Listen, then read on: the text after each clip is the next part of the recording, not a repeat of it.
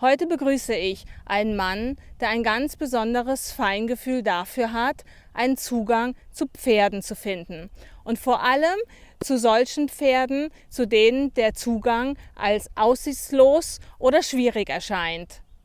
Mehrmals hat er sich von seinem Umfeld, von seinem Traumberuf als Ausbilder von Reiter und Pferd abbringen lassen. Und heute teilt er mit uns, wie er den Mut gefasst hat, seinen Job im kaufmännischen Angestelltenverhältnis in einem großen Friseurunternehmen hinter sich zu lassen, um sein eigenes Ausbildungszentrum für Reiter und Pferd zu gründen. Herzlich willkommen, Thomas Rippen. Vielen Dank. Ich freue mich, heute über meine Visionen hier berichten zu dürfen. Thomas, was bietest du in deinem Ausbildungszentrum für Pferd und Reiter an? Wir bieten die gesamte Ausbildung von Reiter und Pferd an in ihrer gesamten Bandbreite, von der Remonte, also vom jungen Pferd, das noch nicht gearbeitet wurde, bis hin zum Grand Prix Pferd, was in seiner höchsten Form schon vollendet ist, was wir noch verfeinern. Und das Besondere an unserer Arbeit ist, dass wir mit den Pferden kommunizieren, im Englischen genannt Natural Horsemanship.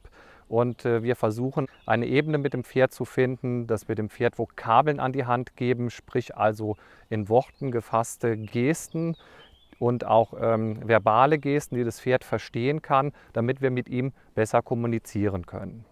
Und wie unterscheidet sich deine Ausbildungsweisen von anderen Ausbildungsweisen, die es am Markt gibt? Ja, es gibt verschiedene Ausbildungsreitweisen, die auch verschiedene Namen haben. Es gibt einmal die FN-Reitlehre, also die in Deutschland verbreitetste Ausbildungsmethode, nach der wir eben nicht unterrichten, sondern wir sehen unseren Ursprung in der iberischen Reitweise. Und unsere Reitweise nennt sich demnach auch klassische Dressur.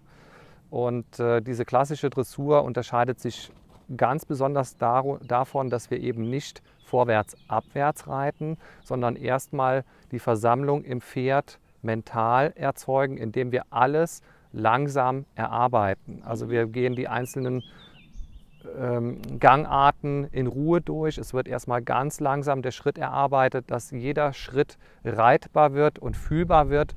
Und dem Pferd wird auch damit suggeriert, dass es alles richtig macht, was wir ihm da abverlangen. Das einfache Vorwärtsreiten führt in meinen Augen eben in eine Sackgasse. Das Pferd wird nach vorne getrieben. Es hat zwar manchmal dann auch spektakuläre Bewegungsabläufe, die einem auch schön vorkommen, aber die wir so nicht wollen. Wir reiten erst alles in Ruhe und aus dem ruhigen Schritt, also ein bei mir gerittener ruhiger Schritt, beinhaltet schon immer auch Lektionen wie Piaffe und Passage oder das ruhige Rückwärtsrichten oder die Seitengänge in all ihrer Form. Das heißt, bei euch ist es so, dass das Pferd mit seiner Persönlichkeit weiterentwickelt wird. Genau. Wir reiten zunächst mal ohne die Form des Pferdes in Betracht zu ziehen. Wir bringen also den Kopf nicht unbedingt in eine bestimmte Form, also nach vorwärts, abwärts, sondern lassen dem Pferd von seinem ersten Moment des Gerittenwerdens an oder im Beginn der Ausbildung immer seine natürliche Würde. Ja, das ist, glaube ich, ganz wichtig. Auf jeden Fall. Dadurch haben wir ein Pferd, das eben immer mitarbeitet und auch dankbar ist für das, was es lernen darf. Ja, das sieht man an den glücklichen Pferden hier um uns herum. Warum tust du das, was du tust? Hat es da für dich einschneidende Erlebnisse in deinem Leben gegeben?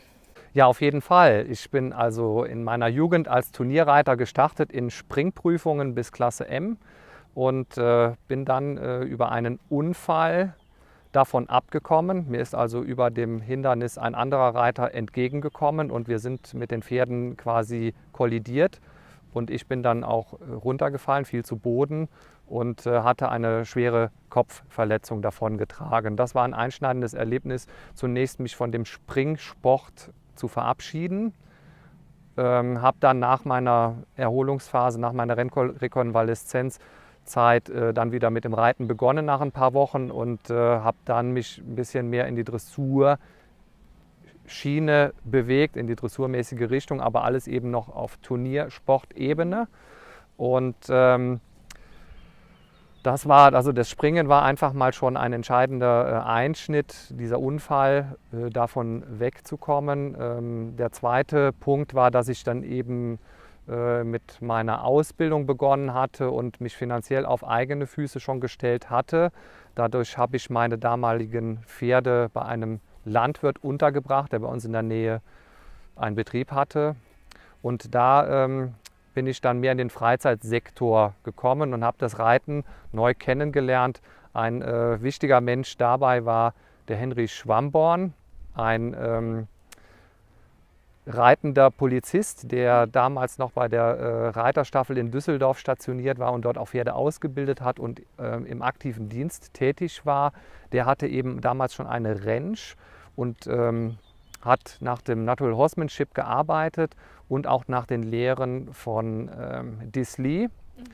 Jean-Claude Disley ist ja bekannt in der Reiterwelt als jemand, der auch auf natürlicher Ebene mit den Pferden kommuniziert hat und auch beim Reiten, gerade in der Basisausbildung mit der kalifornischen Hackamore gearbeitet hat. Der war lange in Amerika und hat sich dort inspirieren lassen. Ja, und dieser Henry Schwamborn war halt vom Jean-Claude Disley mehr oder weniger inspiriert und hat in seiner Freizeit etwas völlig anderes gemacht mit den Pferden, als er in seinem Beruf dargestellt hat. Das hat mir imponiert und das habe ich dann auch ausprobiert. Ich habe also ein junges Pferd damals gehabt. Ich hatte ein älteres Pferd, das Sportpferd, mit dem ich eben auch die Erfolge im Springen hatte. Und dann noch eine junge Stute, die auch hätte in den Sport gehen sollen. Die habe ich dann komplett nach dem Horsemanship-Prinzip ausgebildet. Aber die Arbeit, die du tust, warum ist es dir so wichtig, diese Arbeit zu machen? Ich glaube, dir geht es ja auch sehr viel so um die Beziehung zwischen dem Menschen und dem Tier und dem Pferd. Ja, auf jeden Fall. Das sieht man ja hier auch. Wir sitzen ja hier inmitten der Pferde. Ein Teil dieser Pferde ist bei uns in Ausbildung, also in Beritt. Und mir ist der persönliche Kontakt zu den Tieren und auch zu den dazugehörigen Menschen sehr wichtig. Oft sagt man, Thomas, dass uns unsere Berufung schon mit in die Wiege gelegt wurde. Und es gibt Menschen, die ihre Berufung leben, die, wenn sie zurückblicken, fällt ihnen auf, dass sie das, was sie dann heute im Beruf machen oder auch Teile davon, dass ihnen das als Kind schon leicht gefallen ist oder als Jugendliche, dass sie davon schon oft begeistert waren oder dass sie davon geträumt haben. Wie war das bei dir mit deiner Berufung? Es gab ein Erlebnis in frühester Kindheit. Ich war circa 8 Jahre alt. Meine Eltern waren mit mir auf der Insel Jüst zu einem Familienurlaub. Und dort konnte man in einem Reiterhof ein Pony mieten. Das war mein größter Wunsch, immer schon mal auf einem Pferd zu sitzen. Und wir haben dieses Pony dann gemietet. Mein Vater hat es geführt am Strick. Es hatte einen Halfter auf. Es war ein ganz kleines Pony. Und ich erinnere mich, dass ich schon damals so auch ohne große Hilfe da hochspringen konnte und mich auf das Pony setzte ohne Sattel. Und mein Vater hat es dann am Strand entlang geführt und irgendwann bekam das Pony aber in den Sinn, dass es nach Hause laufen wollte, hat sich losgerissen. Und ich habe mich in der Mähne festgekrallt und bin im vollen Galopp mit dem Pony dann zurück in den Hof. Mein Papa ist hinterhergelaufen, wusste natürlich nicht mehr, was er machen sollte, aber ich habe mich gut gehalten. Und es war für mich eine große Freude und ich musste unbedingt sofort wieder in die andere Richtung und den Spaziergang fortsetzen. Das haben wir dann gemacht, aber nicht mehr als geführtes Pony, sondern ich habe mir 2 Zügel gebastelt aus dem Strick und die vorne am Halfter festgebunden. Und dann bin ich alleine geritten und habe dann mit dem Pony schon eine gute Einstellung gehabt, sodass es eben auch dann gefolgt ist. Es ist dann nicht mehr abgehauen und von dem Tag an bin ich eigentlich jeden Tag erneut wieder aufs Pferd gestiegen. Und es ist mir nach wie vor immer noch eine große Freude. Bis heute reite ich junge Pferde und habe also da überhaupt keinen Gedanken an das Risiko, auch wenn es manchmal brenzlig wird und eng, aber ich erinnere mich dann jedes Mal nochmal an diese Situation in meiner Kindheit, an das Pony zurück und da erlebe ich dann auch immer wieder dieses Glücksgefühl und das ermutigt mich auch in meinem Tun bis heute. Ganz toll, weil viele Menschen sind ja eigentlich dann eher abgeschreckt, wenn da so ein Pony mit dem Kind oder wenn man als Kind noch auf so einem Pony plötzlich mitgenommen wird im Galopp. Und das hat bei dir genau das Gegenteilige bewirkt, sondern du hast da die Liebe zum Pferd eigentlich besiegelt in dem Moment. Ja, für mich war schon damals kein Baum zu hoch und kein Wasser zu tief. Ich war also immer gerne auch bereit, gewisse Risiken einzugehen, wie man das eben so als Junge auch tut. Und gerade dieses Erlebnis mit dem Pferd hat mir richtig Spaß gemacht. Thomas, dein Weg zu deinem Traumberuf als Ausbilder von Pferd und Reiter war kein geradliniger Weg. Welche Stationen hatte dein Weg, bis du den Schritt gewagt hast, dich wieder voll und ganz der Reitbranche zu widmen und dann auch noch dein eigenes Ausbildungszentrum für Pferd und Reiter zu gründen? Ich bin in meiner Ausbildung als Industriekaufmann zunächst einmal den sicheren Weg gegangen und habe auch laut Aussage meiner Eltern damals etwas Vernünftiges gelernt oder auch lernen sollen. Da bin ich zunächst dabei geblieben und bin dann noch 3 Jahre im Außendienst gewesen, also im kaufmännischen Bereich geblieben, habe während der Zeit aber die Verbindung zu den Pferden nie aufgegeben, hatte keine eigenen Pferde mehr, aber ich bin dann in verschiedenen Reitbetrieben hier in der Region rund um Trier und Wittlich weiter geritten. Und dort hatte ich dann einen Bekannten kennengelernt, der sich damals auch selbstständig machte mit einem eigenen Reitstall, aber in der konventionellen Weise mit den Pferden zu arbeiten, und habe ihm dann dort geholfen in meiner Freizeit abends nach Feierabend. Nach den 3 Jahren war ich aber dann auch diesem kaufmännischen Tun überdrüssig, und es hat sich dann dort ergeben, dass ich eben mehr Pferde ausbilden konnte, das auch dann bezahlt bekommen habe. Also es hat sich für mich dann auch gelohnt, und habe dann meinen Beruf als Außendienstler an den Nagel gehangen. Bin dann komplett umgestiegen, nur noch Pferde beritt, habe dann hier regional für verschiedene Züchter und auch Händler Pferde beritten und ausgebildet. Ja, und dann bist du ja doch wieder auch von dem Weg nochmal abgekommen, nach, glaube ich, so ungefähr 6 Jahren, wo du so Anfang 30 gewesen bist.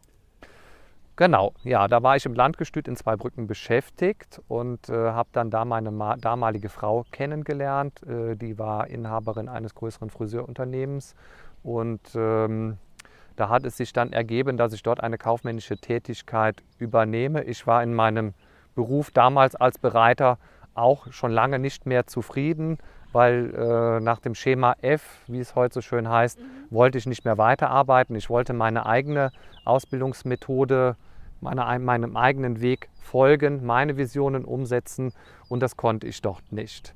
Ich war aber auch nicht in der Lage zu sehen, welchen Weg ich da genau reiterlich und auch als Ausbilder einschlagen wollte, und bin dann zunächst so gut wie ganz vom Reiten abgekommen. In meiner Freizeit habe ich noch geritten, aber ich war dann eben in diesem Friseurunternehmen mehrere Jahre auch tätig, und da bin ich so gut wie vom Reiten fast weggekommen. Nachdem du circa 6 Jahre in dem Friseurunternehmen als kaufmännischer Angestellter gearbeitet hast, hat es für dich einen Moment gegeben, wo du dich dann ja zu 100% wieder der Reitbranche gewidmet hast.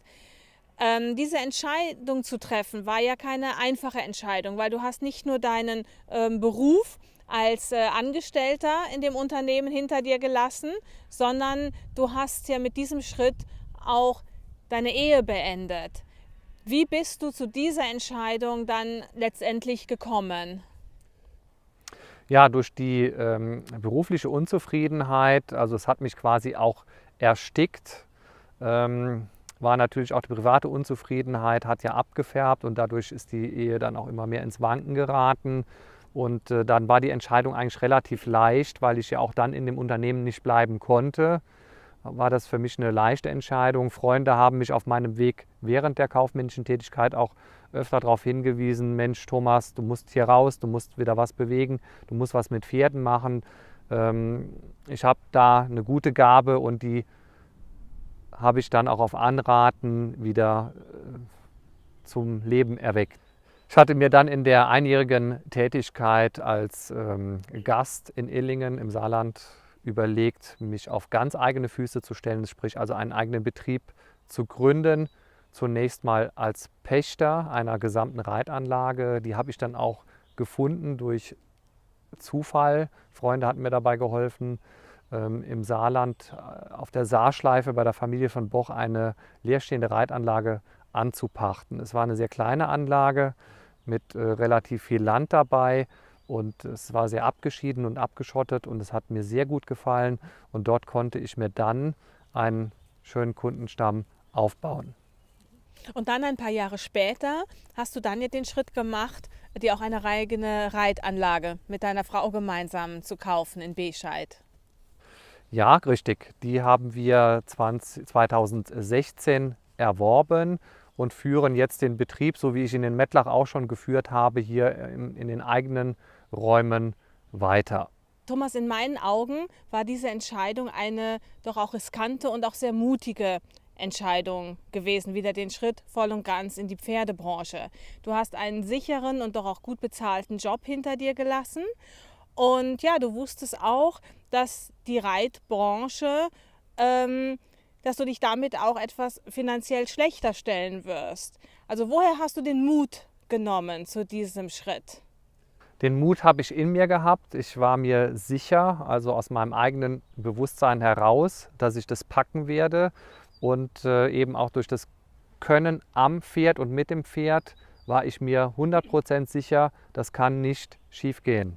Das heißt, du warst super gut zu dir verbunden und du hattest da ein großes Vertrauen auch in dich selbst und das Leben, dass das jetzt der richtige Schritt für dich ist.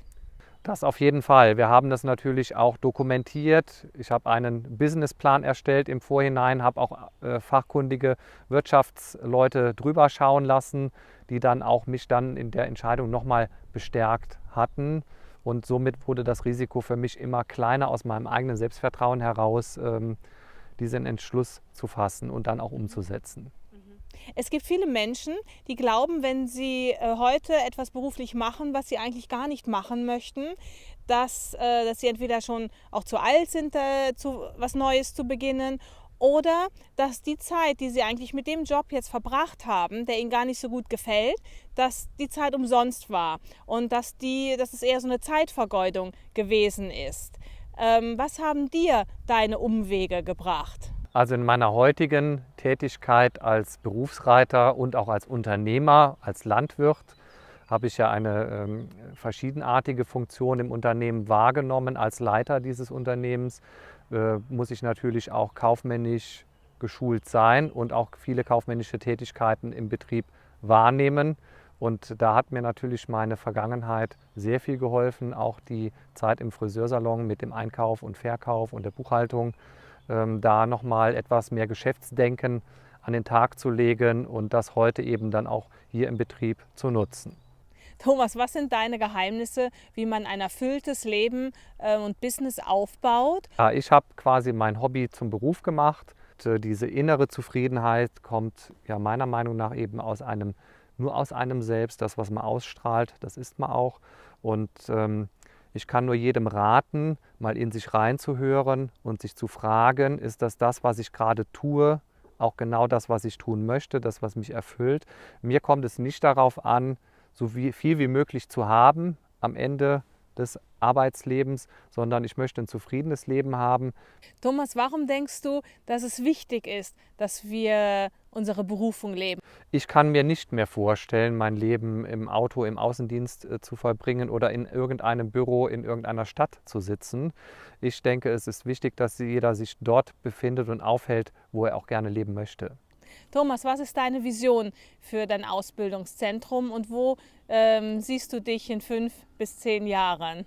Ja, wir möchten gerne, meine Frau und ich, den Betrieb weiter mit Leben erfüllen. Und ich sehe mich als Ausbilder für andere. Ich fahre natürlich auch noch raus und gehe unter die Leute und vermittle mein Wissen, gebe das weiter als Ausbilder an die Menschen mit ihren Pferden. Ihr habt bereits ein Seminar auch organisiert, bereits gemeinsam mit deiner Frau. Sie ist ja auch eine große Pferdeliebhaberin.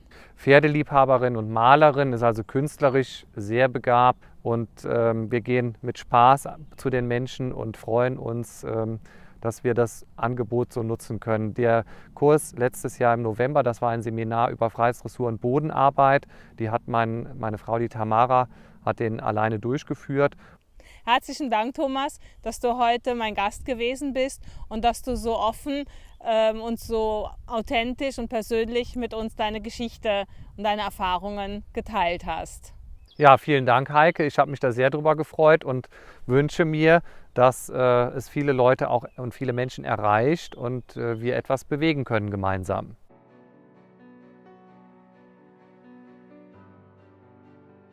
Wenn Sie über die neuesten Angebote und Aktivitäten von Thomas Rippen und seiner Frau Tamara informiert werden möchten, folgen Sie ihnen bitte auf Facebook auf der Seite Bildung für Reiter und Pferd unter folgendem Link. Und wenn Sie gerne über das nächste Visionsgespräch informiert werden möchten, tragen Sie sich bitte in meinen Newsletter auch unter folgendem Link ein oder abonnieren Sie meinen YouTube-Kanal.